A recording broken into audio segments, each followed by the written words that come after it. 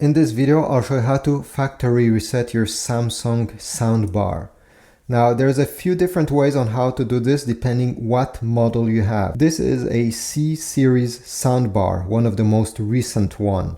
And if you have one of these, I'll show you by the way the other ways to do it. But if you have one of these with these sets of buttons on the top, you need first of all to turn on the soundbar. So if you see off, just make sure it's turned on.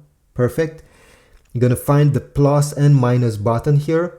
Keep both of these pressed until you see E and T on the display. Your display could be on the right side or the left side depending on your model. So let me do it with you. So I'll keep both of these pressed and take a look at the screen. Usually after 5 seconds you should see E and T. You see E and T. Once you see this, remove your finger from the button and you're going to see OK. The OK simply means that it has been factory reset. It's very easy. Now, if this didn't work, don't worry. What you can also do is to turn off your soundbar.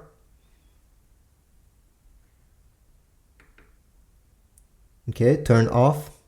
And then keep press this power button during around 10 seconds until you see E and T. This will not work on this model, but if you have an older one, this is the way to do it. So keep press on this power button 10 seconds until you see E and T.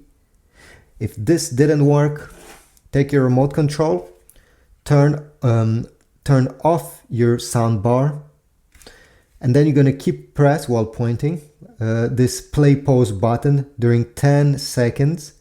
And after 10 seconds, you should see E and T. These are 3 different ways on how to do it, depending which model you have. And one of the good news is that once you did this factory reset, you don't have to pair your subwoofer if you had one connected. They will still be connected together. So that's a good news. You won't have to lose time linking them together. So I hope my video was helpful. If so, please leave a like, but also type a comment down below telling me it worked, or if you have another way on how to do it, tell me again, and I'll see you in the next video. Have a nice day.